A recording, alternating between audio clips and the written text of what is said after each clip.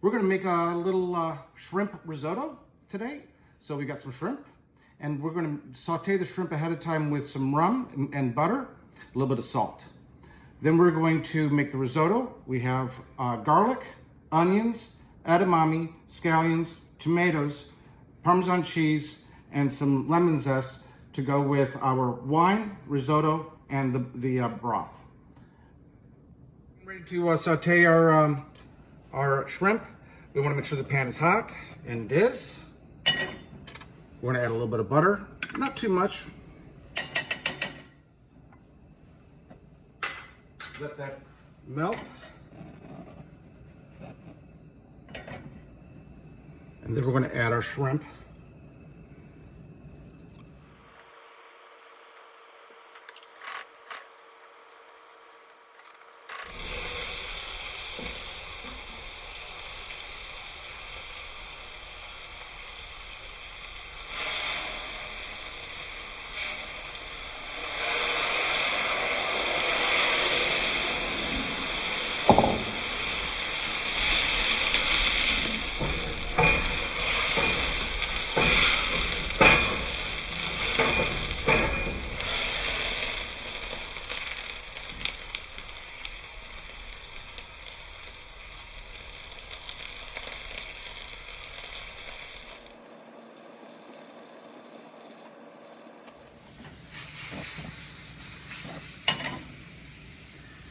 We'll add a little bit of salt, and I'm not worried about getting the shrimp all the way cooked right now because we're gonna finish off the cooking inside the risotto, but I wanted to infuse the flavor of the rum at this point.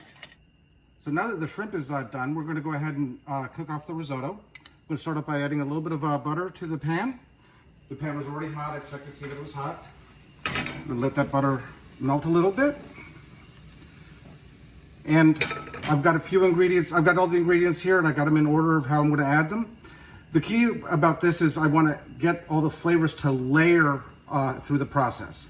So I'm going to add garlic first, then I'm going to add some onions, get that to create a foundation to the sauce, and then I'm going to add the risotto. We're going to toast the risotto a little bit, and then we're going to add the wine. The wine is going to be added first because I want that flavor to penetrate all the way inside the risotto as I'm cooking.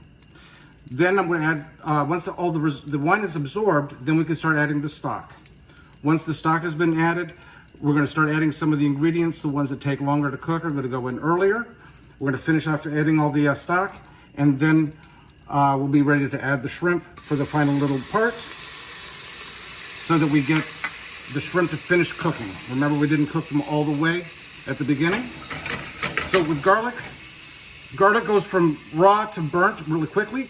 I'm waiting for that aroma. I smell that aroma of the garlic, then I'm ready for my onions. Okay, so now I've got a little bit of caramelization happening. I'm ready to add the risotto. And what I want to do is I actually want to get the risotto to start to crackle a little bit. I want to toast it, and that's going to help open up the pores of the risotto. So risotto is a short grain rice, and so what it will do is actually releases a little bit of extra starch, and that's what makes risotto so creamy and so delicious. What's called short grain rice is because of the width of the grain. So long grain rice is thin, and short grain rice is wider, and then there's medium grain rice in between. And so we're using a short grain rice. We're using arborio to make this risotto.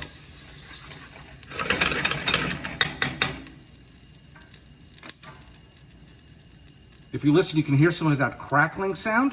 That little bit of crackling sound is where we're getting the risotto to toast a little bit. And once that has done for a little bit, then I'm ready to add my next ingredients.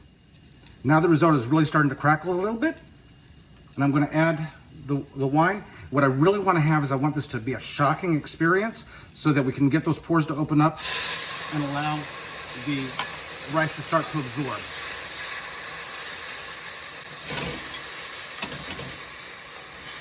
I'm also going to use the wine to make sure that I have nothing sticking on the bottom. So I'm going to deglaze with the wine, and I'm going to make sure that there's nothing sticking on the bottom, because as we go through this process, I don't want any stuck rice on the bottom of the So with risotto, a lot of people say you got to keep stirring it. No, you don't have to keep stirring it. You just have to stir it frequently enough that you don't allow any sticking to happen on the bottom, and that you allow the kernels of the rice to absorb all the moisture. So you can see here, there's very little moisture left. I'm ready to add a little bit more stock.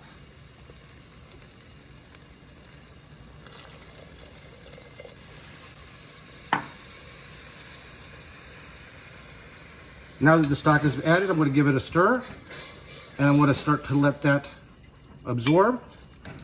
And I don't have to keep stirring, as I mentioned a moment ago. All I'm looking for is for this to start to simmer again.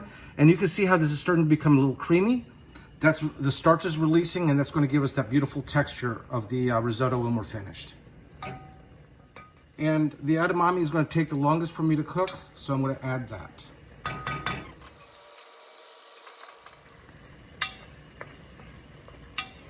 You can see that as I'm stirring here, there's a little bit of a path that's left behind. That's how I know that the stock is absorbing nicely. And now I'm ready to add some more.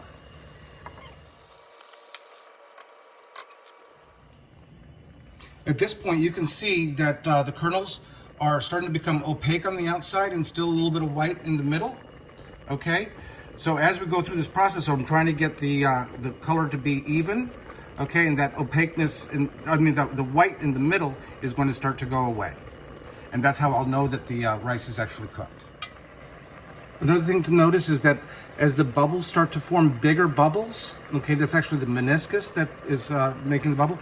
As those bubbles are getting bigger, the stock is getting thicker. What's thickening this stock in this case is the starch that's being released from the risotto. Wow, look at how that risotto is starting to stand up really nicely. So again, we're starting to see that as I stir, I'm getting a little bit of a path. That means that the risotto is starting to absorb all of that moisture. And we're getting ready to add a little bit more stock. So we can see that the kernels are starting to become uniform in color. But they're not quite all the way there, but we're getting very close.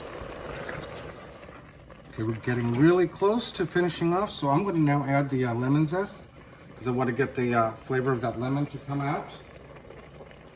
So as you can see, the volume of the risotto has gotten a little bit bigger. Obviously, it's been absorbing the liquid, so it's starting to plump up, and we can see that the kernels are starting to become uniform in color.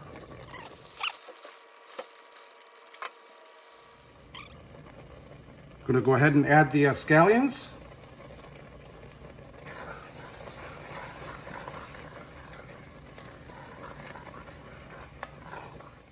Okay, we're almost at the end here. What we're going to do is we're going to let the last little bit of the cooking of the rice to absorb or to add the flavor of the shrimp and finish cooking the shrimp. So I'm going to go ahead and turn the heat off. I don't want to overcook the shrimp. I want to allow the shrimp to just finish cooking with the by absorbing the last of the heat. I'm going to fold in my tomatoes, and for the final touch, we're going to add our Parmesan cheese. Give it a little stir. And I like to add a little bit of extra stock here at the very end to absorb the last of the, to help bring that all the flavors together. And to keep that risotto beautiful and creamy.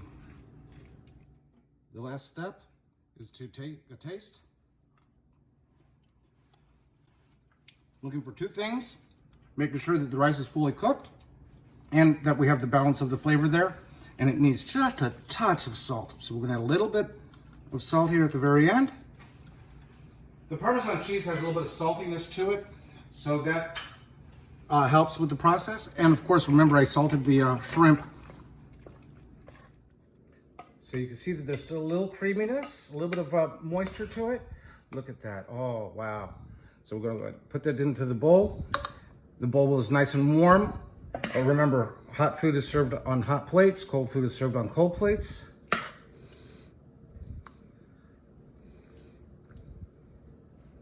And we're going to finish it off with a little bit of cilantro at the top. Buen provecho.